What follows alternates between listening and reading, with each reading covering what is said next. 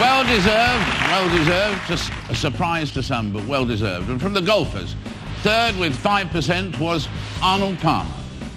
Then 25% was Tiger Woods, which means that our winner with 65% was Jack Nicklaus.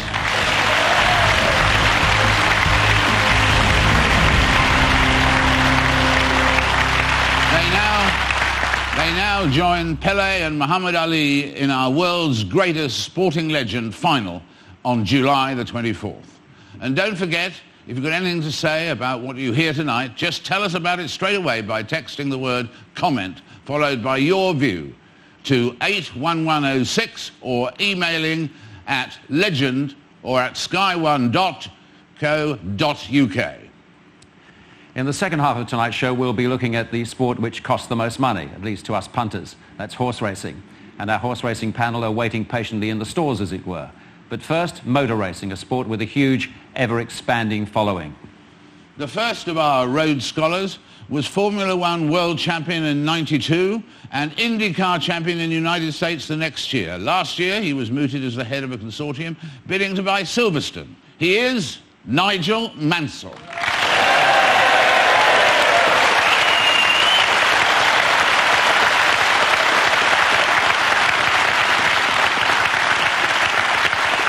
Next, Mr. Motor Racing. He may not court controversy, but he certainly attracts it. He's been in the eye of the storm this week after the major row about the US Grand Prix in Indianapolis. Formula One Supremo, Bernie Ecclestone.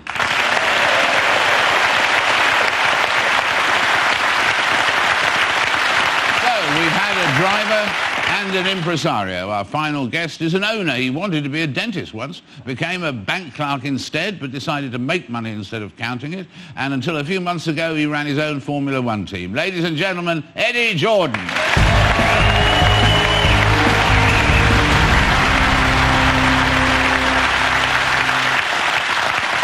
By the way, our panel haven't just confined themselves to Formula One drivers. They've looked at motorcycle racing too. And here's who they've selected as their first three on the grid.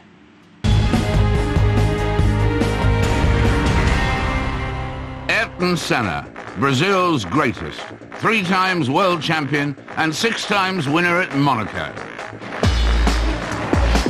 Ayrton typifies the complete racer. Whether it's qualifying, testing, or racing, he was always give 10 tenths. He was always thinking. He never wanted to be second, never. And he worked harder than anyone else at intimidating the other drivers. And Ayrton and I shared something very special, and neither one of us would be intimidated, so we had some very hard battles. All of the people that were with Ayrton from the very beginning, they all migrated with him. He had that great ability to attract and to bring with him the best people. A super race car driver, and he just gave it his all, and 3 times world champion. What can you say? A very premature death and a sad loss to the sport. He just typified the pure racer. John Surtees, the only man to have been world champion on both 2 wheels and 4. His meteoric career started on motorcycles. 7 world championships in just 4 years. John was very much, he's an engineering type of person. He won the Motorcycle World Championship, and he also won in a car. So that's a bit exceptional, and that is a legend. His 1967 Italian Grand Prix win from 9th on the grid was a driving masterclass. Anyone who's talking about motorcycles and cars in the one breath, you have to think of John Surtees. He doesn't jump out at you in terms of being a great champion in either categories, but to be champion in both, he absolutely is. I'm a huge fan of anyone on 2 wheels that then can come on 4 wheels and brake later and go through the corners quicker and do all the things that you've got to do to actually be a world champion on 4 wheels. And what John did was just truly fantastic.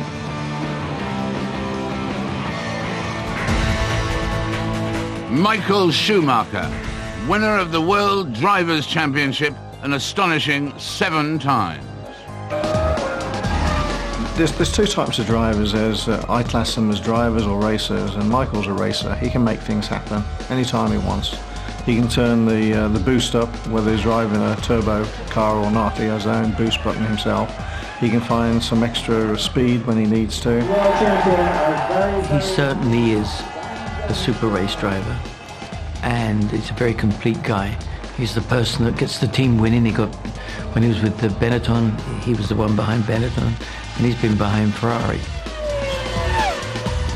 He was naturally talented. It's not something that has just been cajoled or actually created. It was natural, it was instant, and it was impactful. And if I was to say to anyone, it will take some superhuman to outbid what Michael Schumacher has done to the record book.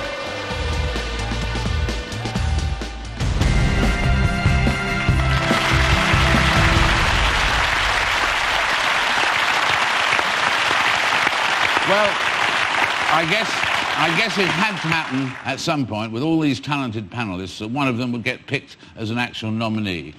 And I was there when it happened. It was an exciting moment. The scene, the Carlton Tower, Bernie was there, Eddie was there, and Nigel was due any minute.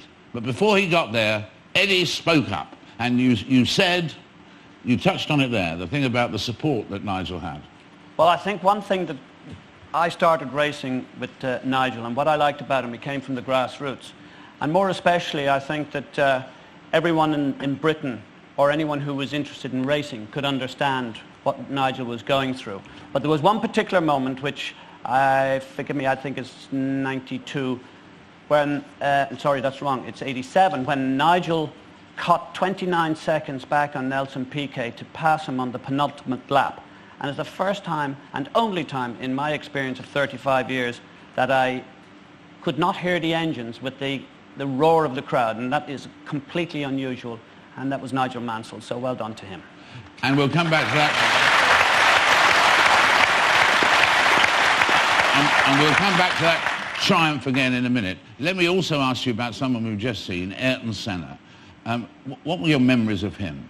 What are your memories? Many memories, but first of all, I've just come from Dunkirk this afternoon, and there was an unfortunate accident, and I wish Daniel all the best for his recovery. So sorry about that, but I love live TV, sorry. Ayrton was just fantastic. I mean, when you beat Ayrton, you knew you'd beaten him. You knew you'd beaten someone? No, well, I mean, Ayrton was the most ultimate race car driver from the point of view that he would risk his life and put it on the line. And we all do that to a certain extent, but I mean, I draw your attention to, it was 1992 at Monaco. And I mean, with the new rules that there are today, Ayrton would have got about a 10-minute penalty in the pits. I mean, he drove that car like a bus. And not many drivers can do that. Well, Ayrton said on one occasion, fear is exciting for me. What do you think he could have achieved if he'd lived, Bernie? It's a case of what the other guy, what's his name, Schumacher, would have achieved. Him? I mean, I think he would have obviously won a lot of world championships. He was what world championships are made of. He was, as Nigel and everybody said, he was a winner. Right. Eddie Schumacher began with you, didn't he? He did in 91, and you know, there was nothing great at that stage. One of the things that I have to ask myself about Schumacher, in sports car racing, he was very quick, but he wasn't anywhere close to the level that he got to in Formula One. So what has happened is there is absolutely no doubt. If we were talking about who's the quickest driver ever, I would say without doubt Schumacher. But if we're talking about a legend, then it's something different.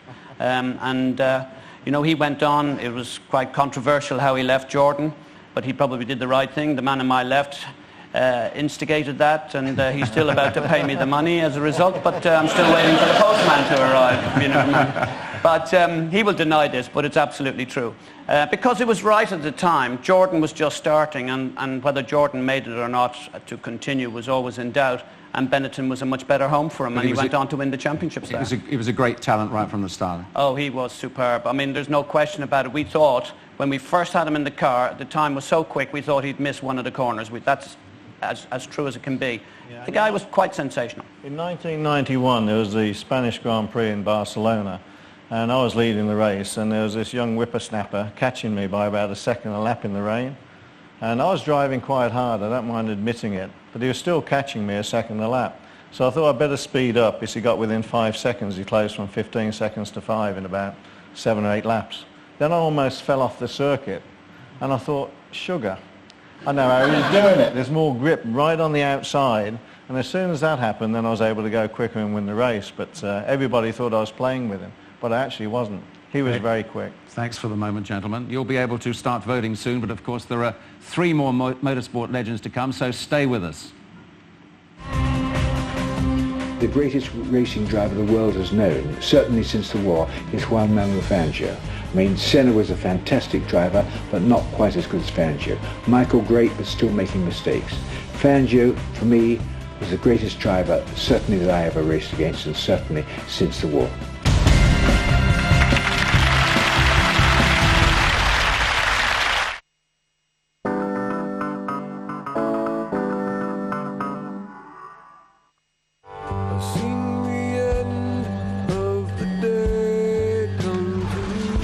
It's almost over. This is one of the most traumatic days in the history of this country. Stress has taken its toll. We had him! Some passions have been rekindled, I can't spend another day without you. while others hang in the balance. What a difference a day makes. Okay? No, I'm not okay. The last 2 hours back to back. 24 the series finale, tonight from 9 on Sky One. Tomorrow's Sun reveals exclusively Diana's world-famous lover. Secret confessions that will shock the world. Exclusively in tomorrow's Sun. We love it. Are you here for lessons? Yes, sometimes you have to shake things up to really live. Pull her back like you're gonna have your way with her right here on the dance floor. You all right? Yeah, I'm good.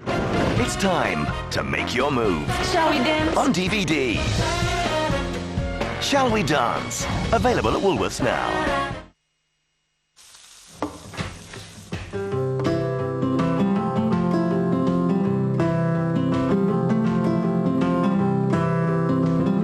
Put me in your suitcase. Let me help you pack, 'cause you're never coming back. Cook me in your breakfast and put me on your plate, 'cause you're Cathedral City on toast. You see it, you want it.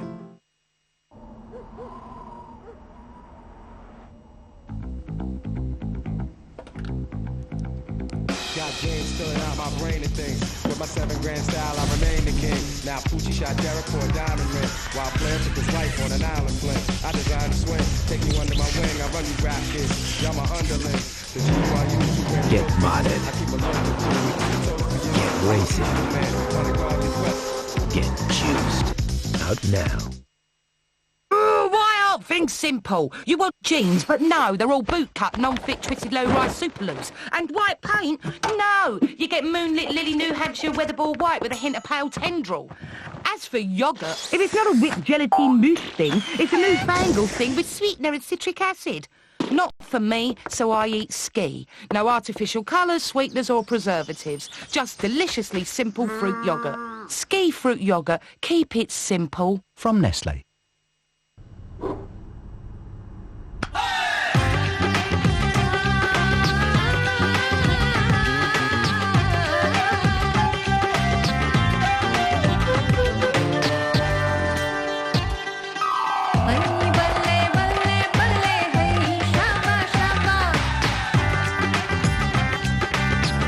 Uncle Ben's Tikka Masala Sauce. Inspiration from around the world. Hi, Churchill. Have you saved that couple money on the car insurance? Oh, yes. So you got great prices for loads of family cars like this one? Yes. Do you check your prices every week to keep them so great? Oh, yes. And I bet you gave them a discount for buying online? Yes. And don't tell me a courtesy car is standard. Oh, yes. And they still won't let you see that lovely view. What view? For great deals on car insurance, call Churchill on 0800 200 300 or save even more by buying online at churchill.com.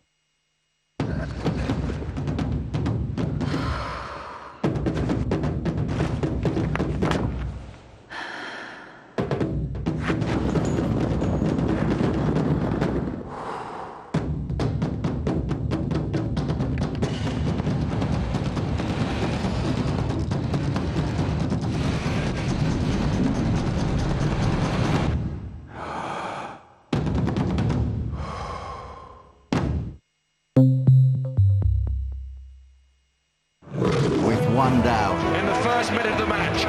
Driscoll down.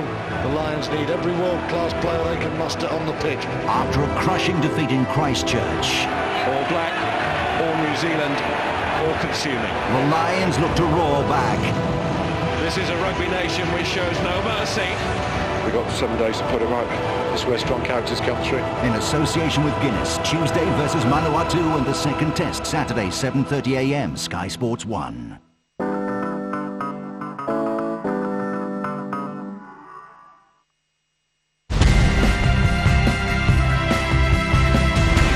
It pains me to say this, but my greatest sporting legend in the motoring world has to be Michael Schumacher.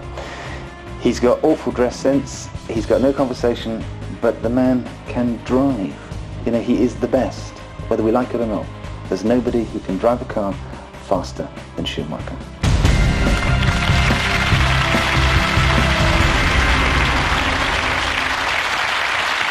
Hello again. Hello again. Before the break, our expert panel voted for Ayrton Senna, John Surtees and Michael Schumacher as their first three motorsport legends. We'll find out the other three choices shortly, but we can't go on without a brief detour, worth a detour, to talk about last Sunday's extraordinary Grand Prix in the United States. In an unprecedented turn of events, only 3 teams started after Michelin could not guarantee the safety of their tyres. F1 rules meant changing tyres would have resulted in heavy fines. An added chicane might have solved the problem, but this was refused. Well, what happens now? Bernie, perhaps you can answer it. What's going to happen now? Well, I hope we're going to race there next year. You hope you are? Yeah, I mean, it really was an unfortunate set of circumstances, and it was brought about by Michelin bringing the wrong tyres. Just that simple. All the compromises that were thought about and argued about, some people agreed, some people didn't agree. How could a company like that get something like that, as fundamental as that, so wrong? Very easy. I mean, people are making tyres for one event. It's no different, really and truly, than a chef in a kitchen making a banquet for 200 people. They put too much salt or not enough salt, and you've got bad food. Do you think the Americans will really put it on again? Weren't they absolutely sick of the whole thing? Yeah, I mean, nobody's happy for sure, and we need to reimburse, obviously, the people that bought tickets, that's for sure.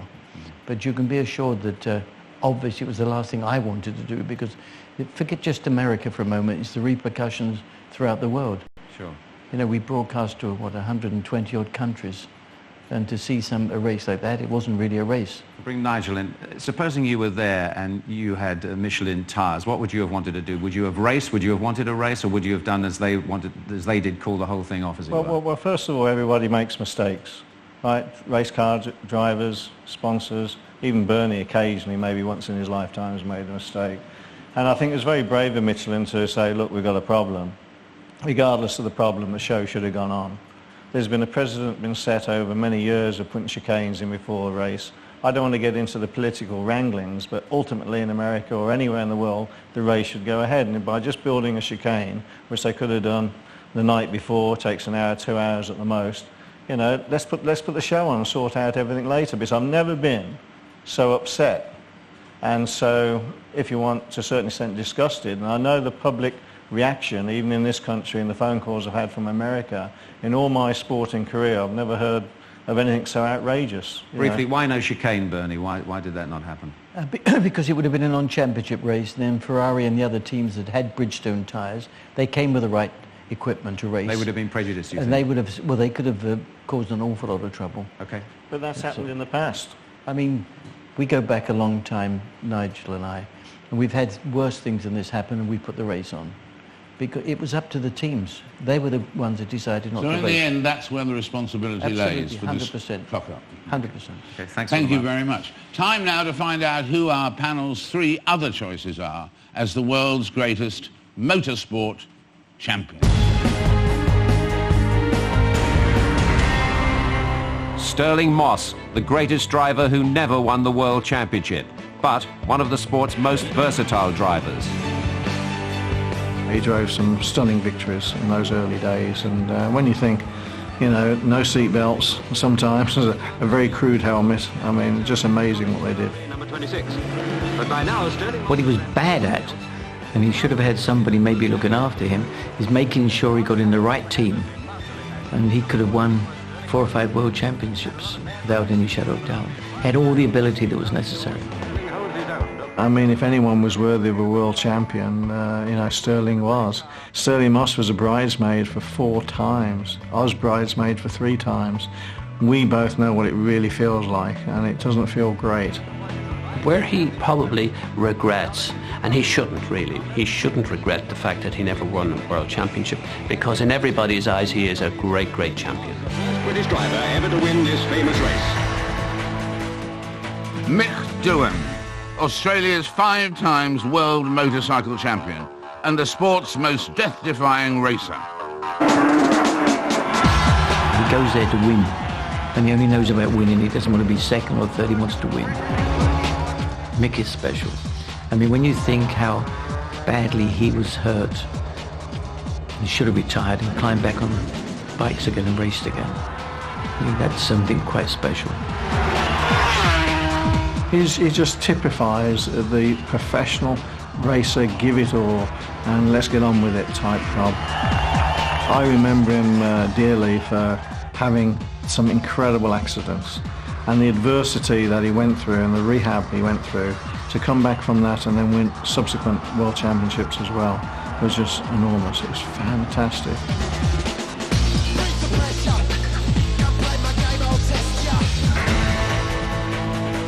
Nigel Mansell, Formula One champion with 31 Grand Prix wins. For years, the World Championship had eluded him. He's a bit special, Nigel. He gave 100% every race he was in. And he was unlucky because, when he had his tyre problem in Adelaide, it was very bad luck for him. His 1992 British Grand Prix win was his crowning glory. In all my time in Grand Prix racing, I have yet to recall a set of circumstances where the noise of the engines have been drowned out by the noise of the excitement and the clapping and the cheering of the public. And that happened at Silverstone. They knew that Nigel was in the lead. All 140,000 people erupted at one moment. He won the race. It was fantastic. Mansell is the only driver in history to hold both Formula One and IndyCar championships at the same time.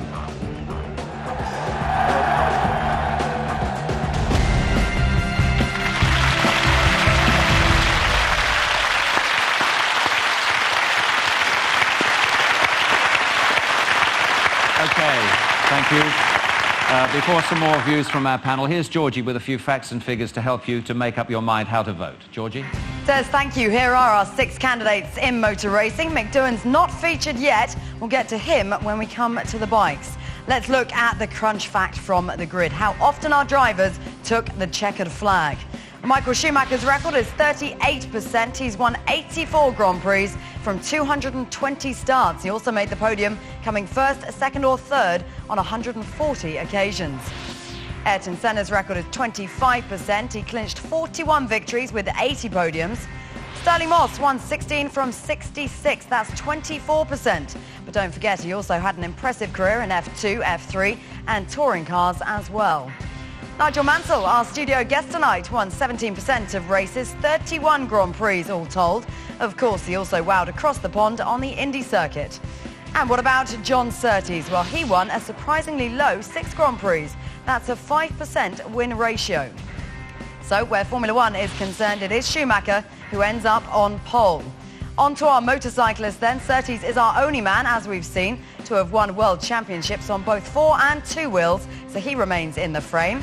And we bring Mick Doohan into the fold too. Where podium ratios are concerned, Doohan made the top 3 in 69% of his races on 500cc bikes. He won 5 world titles and won 54 Grand Prix titles. That's from 137 starts. That's 39%. Well, back to Surtees. He made the podium 45 times from 69 races, 65%. Plus, he won 7 world championships, 2 more than Doohan. And he held the title on 350cc and 500cc bikes for 3 years in a row. And his win ratio, well, that was better overall than Doohan. He won 55% of his Grand Prix. Des. Thank you very much indeed. Nigel, you're a big fan of the motorcycle races, aren't you? Absolutely. Doohan in Fantastic. particular? Well, Doohan, Valentino Rossi and a lot of them, obviously I'd have put Rossi in there, but he's still got a lot of career ahead of him, but what a fantastic rider he is. But Mick Doohan, I think, was it just typifies for me, because you never know how great anyone's going to be until they've had a big shunt, and then they come back and do it again. Because when you've had a big shunt, you realise that, you know, you're pretty close to the edge, and what he did was fantastic. Never tried the bikes yourself? I have, yes. Have you? 1992 down Hanger Straight. I won't tell you what machine I was on because I'm going to MotoGP in a few weeks' time. But I got it up to 130 miles an hour, albeit without a helmet on. And then Stowe Corner came up, which I'm used to taking at about 180 in a Formula One car. And I almost didn't get round. I've never been on one since. It frightened me to death. Now, I know you guys, you left out Fangio out of your list tonight. Sterling Moss is not pleased with you. Well, he was in my list originally. Was he? But we all voted separately and put the list together to get the votes. But Fangio for me was a wonderful driver, as with a whole number of other names. I could name another 20 now, which could be on the list. Well, we did limit you to 6, I must admit. Absolutely. Moss a great hero for you, Bernie? Yep, sure. As I say, you know, if he'd have been properly looked after, and he wanted to drive an English car for an English team, and that was his downfall, I think. He also drove a lot of different cars, didn't he? Not just Grand Prix cars. Well, those days everyone did. You know, everybody drove. At the same race meeting, they drove 2 different types of cars. I mean, it's a dangerous business at the best of times, Eddie, but in those days it was particularly dangerous, wasn't it? The head stuck out, no protection at all. Well, the Moss years. You have to talk about, but what I like, just to fill you, if I may, about Sterling. He'll be 76 shortly, and what makes him stand out is that he was racing for the people today in Goodwood. And, you know, that takes a special kind of person. Oh, that's the Festival of Sport, wasn't it? Festival of Speed, yes. And he was there, Mick Doohan was there. And, you know, that's what, for me, I just hope that in the future, when we talk about people like Schumacher and that they will still keep that hunger for the sport and give back to the people the entertainment and the enjoyment. And that's where Sterling stands out for me. He's a real legend. Okay. Thank you very much indeed, Eddie. Who in the audience had a question or a point to put? Would you indicate with your hands? Was a lady there? Yes. What point did... No, the lady with the grey hair there? Yeah. Yes, Thank you. Yes. Yes, I'd like to know how you consider Michael Hawthorne, please, because I notice he's not in the listing. Eddie? Well, he was discussed because I think, well, Mike is from the same sort of countryside as Nigel, so he's probably better qualified to speak on that. But Mike Hawthorne, we did discuss the aspect of Grand Prix versus motorcycles, and Mike Hawthorne was taken from us by his death, and you know, I don't think he was a bit like James Dean. He never fulfilled all of the prospects that he had in front of him. He was absolutely on a list that was discussed, so he's very close to the front, but in my opinion he didn't make the top 6. Right, well, anyone else over here had a quick question from the gentleman there? Yes. Yeah, who does Nigel think the next F1 world champion will be from Britain, and will it be in a Williams? Will it be British? Will it be Williams? Will it be when? It'll be, if Bernie does a deal with Eddie to run the team and put the money up, and me as driver, it'll probably be about 2 years' time.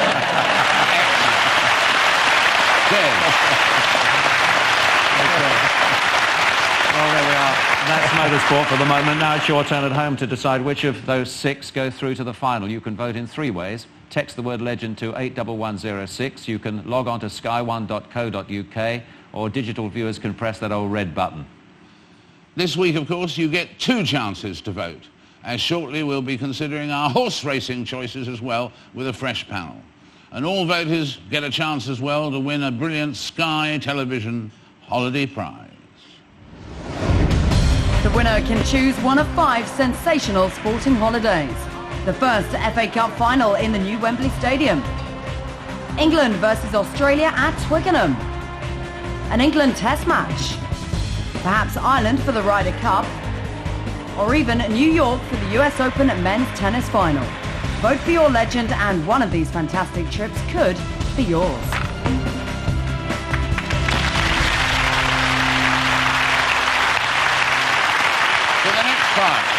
For the next part of tonight's programme, we're talking about horse